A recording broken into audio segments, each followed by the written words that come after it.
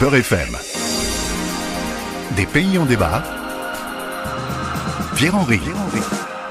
Vous vous posez parfois des questions sur l'actualité, l'histoire ou la géographie d'un pays dont l'évocation vous est parfois familière et dont le plus souvent vous ignorez l'essentiel. Un pays en débat vous fournit l'occasion d'une mise à jour en quelques minutes. C'est aussi et surtout la possibilité de s'interroger tous ensemble sur les libertés individuelles et collectives à l'œuvre dans le pays ausculté. Un pays en débat, c'est alors la rencontre avec un ou une spécialiste du pays que j'interviewe. Ça vous plaît ? Alors suivez-moi, nous sommes bien sur Beurre FM.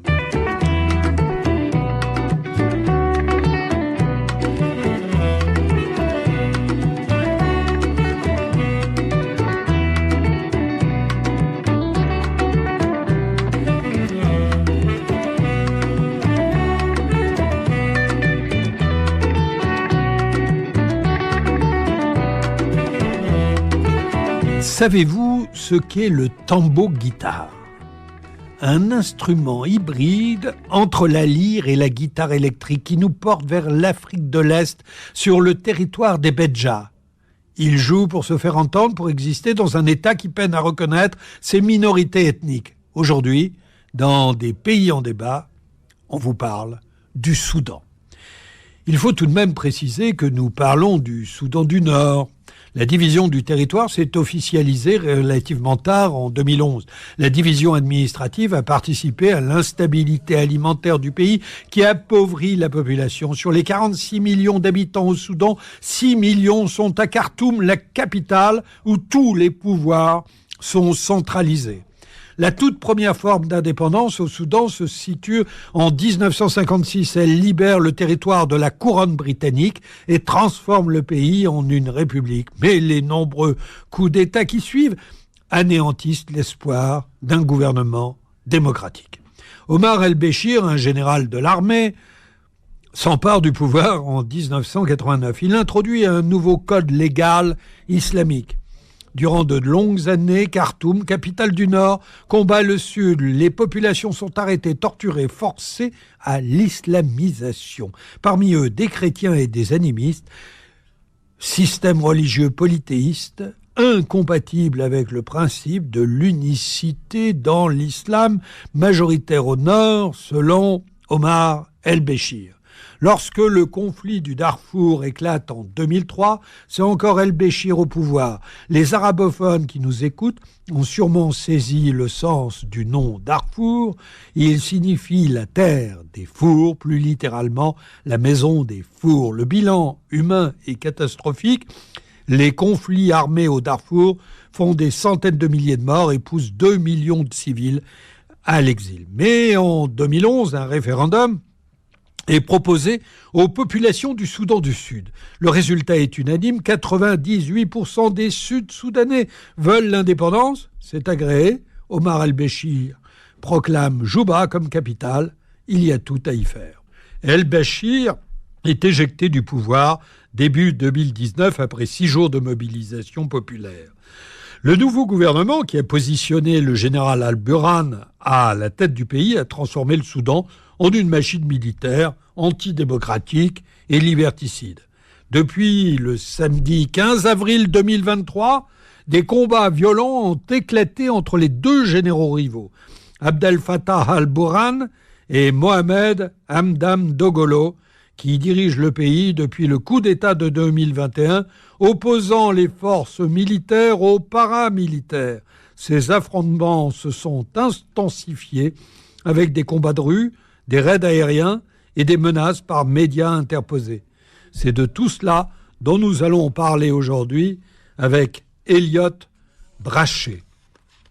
Elliot Brachet est journaliste indépendant, il est spécialiste du Soudan, où il a vécu pendant plus de 2 ans. Il revient actuellement du Soudan et en exclusivité pour Beurre FM et France Fraternité, nous l'interviewons aujourd'hui. Elliot Brachet, bonjour. Bonjour. Vous êtes envoyé spécial de RFI au Soudan, dont vous venez de rentrer. Alors le Soudan, depuis son indépendance, c'est 50 ans de guerre civile, une partition du pays en deux depuis 2011, plus de 2 millions de réfugiés, des centaines de milliers de personnes déplacées. Et, alors, une question simple, pourquoi un tel chaos ?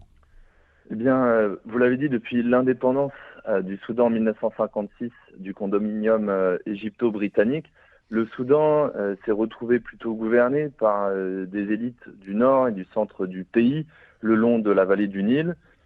Au cours du temps et des différentes dictatures militaires, cette situation a été plutôt inchangée et a généré la création de plusieurs groupes rebelles, au Darfour notamment, mais aussi au sud du pays, qui ont pris les armes contre le pouvoir central. Et à l'arrivée du dictateur Omar al-Béchir en 1989, ces conflits, c'est comme des conflits d'identité entre différentes parties du Soudan, vont s'aggraver. Le mouvement islamiste avec lequel Omar al-Béchir est arrivé au pouvoir va attiser ces conflits avec un projet d'islamisation, d'arabisation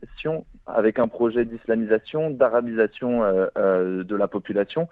Donc à ce moment-là, dans les années 90 et jusqu'au début des années 2000, le régime à Khartoum va envoyer des armées de Moudjahidines se battre contre les rebelles du Soudan du Sud, la rébellion du SPLM.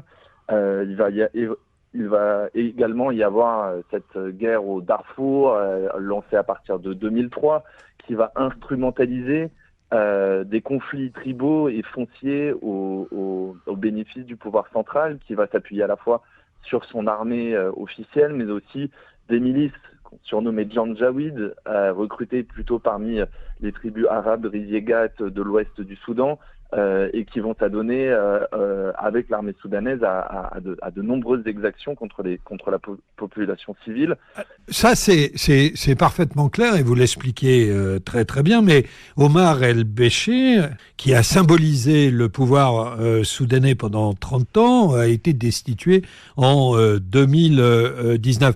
Est-ce que cette destitution a changé quelque chose sur le plan économique, sur le plan des libertés publiques ? Alors oui, depuis sa chute en 2019, il y a eu un sacré nombre de changements dans la société soudanaise, dans la politique soudanaise, avec une transition politique amorcée qui a donné lieu à une tentative de gouvernement civil et censé donner et aboutir à des élections démocratiques. Toute cette transition politique a été remise en cause d'abord une première fois en octobre 2021, lorsque les deux généraux qui sont aujourd'hui la guerre, Burhan et le général Hemedti, ont réalisé un coup d'État contre ce gouvernement de transition. Mais ce qu'il faut voir, et puis évidemment, cette transition, aujourd'hui, elle a pris un coup dur avec le début de ce conflit qui implose, c'est ça, dans le Soudan. Ce qu'il faut voir, c'est que les graines qu'a plantées et les divisions et les conflits qui ont eu lieu pendant ces 30 ans de régime militaire et islamiste dirigé par Omar al-Béchir ont des conséquences aujourd'hui, et notamment si on repart en 2013, c'est bien Omar al-Béchir qui a constitué la milice paramilitaire des forces de soutien rapide, sorte de garde prétorienne de son régime, et qui est aujourd'hui déployée dans les rues du pays pour combattre l'armée régulière. Et donc on peut conclure en disant que c'est les 30 ans de règne d'Omar al-Béchir ont semé les graines des conflits actuels et de la guerre que nous constatons aujourd'hui au Soudan. Alors, un mot supplémentaire sur les affrontements actuels au Soudan. Est-ce que c'est ce que vous semblez nous dire, un conflit qui se déroule sur une base clanique et un affrontement de deux égaux de généraux qui ont pris le pouvoir en 2021 et qui ont été contraints de s'allier à ce moment-là. Al-Fatah al-Burhan, qui est le chef d'État numéro 1, et Mohamed Hamdan Dagalo, qui est le numéro 2. C'est ça ? Alors, oui, on peut voir aujourd'hui deux armées qui se combattent. Ce qu'il y a de très original dans ce conflit soudanais et d'assez inédit, c'est que ces deux armées institutionnalisées et très bien entraînées, qui ont c'est pas une rébellion contre une armée régulière. Ce sont deux armées avec des armements très puissants. L'armée régulière a juste le bénéfice de l'aviation, quand les forces de soutien rapide sont plutôt bien entraînées avec un équipement neuf. C'est quoi l'équilibre des forces, rémunéré. pardon? L'équilibre des forces, c'est combien d'hommes dans chaque armée?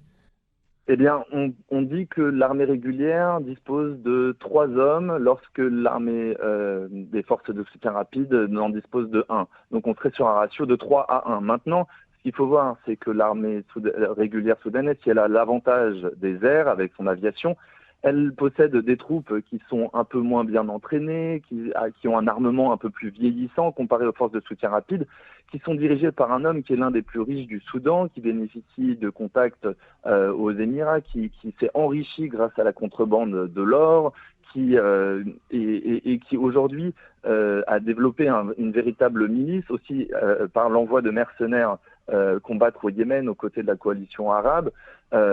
Ces hommes sont bien entraînés, semblent plus déterminés, mais sur le terrain, le rapport de force semble jusqu'à présent plutôt stable. On parle de 100 000 hommes. Exactement. La milice, les forces de soutien rapide sont estimées entre 80 et 120 000 soldats. Les estimations disent que l'armée soudanaise que l'armée soudanaise compterait sur 3 fois le nombre de soldats que l'armée paramilitaire. Mais comme je vous l'expliquais, avec un équipement peut-être plus vieillissant, finalement une aviation qui ne parvient pas à en finir avec ces paramilitaires qui ont opté pour une stratégie de guérilla urbaine dans les grandes villes du pays et qui jusqu'à présent tiennent encore tête à l'armée du général Burhan. Ce qu'il faut voir, c'est que c'est un peu plus complexe qu'un affrontement entre deux hommes. La tension est montée. Il y a une rivalité croissante entre ces deux hommes depuis plusieurs années, plusieurs mois, notamment autour de cette question centrale de la transition après la chute d'Omar al-Béchir, qui était celle d'intégrer les paramilitaires à l'armée régulière. Oui. Le fait est que aujourd'hui, il faut aussi remettre cet affrontement dans un contexte régional. Ces deux généraux ont été soutenus par différents pays de la région. Le général Hemeti plutôt par les Émirats par exemple, le général Burhan et l'armée plutôt par l'Égypte. Et il faut aussi remettre cet affrontement dans le contexte donc de la chute d'un régime de 30 ans dans lequel le mouvement islamiste était très influent. Ce mouvement a perdu pied à la chute du dirigeant en 2019 et cherche aujourd'hui aussi par tous les moyens par essayer de revenir sur la scène, et cela passerait par la suppression des forces de soutien rapide et un soutien à l'armée nationale. Alors, on comprend bien, et donc dans cette situation, la population civile, et notamment la situation des femmes soudanaises, est terrible. Bien oui, la population civile soudanaise est aujourd'hui entre deux feux. Ce qu'il faut voir, c'est que depuis 2013, il y a eu des premières révoltes contre Omar al-Béchir qui ont été réprimées dans le sang. En 2018-2019, il y a eu une révolution populaire qui a amené à la chute du tyran et s'est ouvert une période de liberté avec l'abolition d'un certain nombre de lois répressives, l'abolition de la charia qui pesait sur la population et notamment sur les femmes. Malgré tout, depuis le coup d'État de 2021, on a observé un retour en arrière important dans la société avec le retour d'un certain nombre de cadres islamistes dans les administrations du pays, mais aussi dans le système judiciaire. Donc un vrai retour en arrière pour les femmes. Si elles ont gagné une voix dans ces manifestations à laquelle elles ont massivement participé à partir de 2019, aujourd'hui on se rend compte, et encore plus a fortiori dans cette guerre, que ces généraux et ces militaires qui aujourd'hui se livrent à une bataille à mort ne comptent pas donner une voix aux femmes et qu'elles ont été à nouveau évincées de la scène politique. Eliott Brachet, merci pour ces explications très claires. Je rappelle que vous étiez l'envoyé spécial de RFI au Soudan il y a encore quelques jours. Merci à vous. Merci. Un pays en débat, c'est terminé pour aujourd'hui. Merci à Jessica et à Zora, sans qui cette émission n'aurait pu avoir lieu. C'était Des pays en débat, en partenariat avec France Fraternité.